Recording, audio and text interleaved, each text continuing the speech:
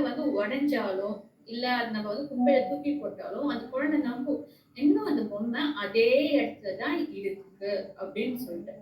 இது வந்து பார்த்தீங்கன்னா, sensory motor stage. Age group 0 to 2 years. அடுத்தது ப்ரீ ஆப்பரேஷனல் ஸ்டேஜ் 2 to 6. நம்ம சின்ன வயசுல இந்த மேம்லாம் இருப்பாங்கல்ல நம்மளோட டீச்சர்ஸ். அவங்க அப்படியே போர்ட்ல வந்து எழுதும்போது, ஆஹா! எப்படி இருக்குன்னு சொல்லிட்டு குழந்தைங்க என்ன பண்ணுவாங்கன்னா, வீட்ல வந்து ஒரு 4, 5 டெடி பியர், 4, 5 டாய்ஸ்லாம் வச்சுட்டு, ஒரு பேர்ட் மாரி வந்து போர்டு மாரி செவுத்த வந்து கன்சிடர் பண்ணிட்டு, ஒரு ஷால் எடுத்து மேல போட்டுட்டு, A for apple, B for ball அப்படின்னு சொல்லிட்டு அந்த டீச்சர் என்ன பண்ணாங்களோ, அத அப்படியே வந்து இமிட்டேட் பண்ணுவாங்க. இது எந்த குரூப்னா 2 to 6. இது என்னன்னு சொல்லுவாங்கன்னா சிம்பாலிக் திங்கிங் அப்படின்னு சொல்லுவாங்க. நல்லா ஞாபகம் வச்சுக்கோங்க. சிம்பாலிக் திங்கிங் இது வந்து எப்ப வரும்னா வந்து 2 to 6.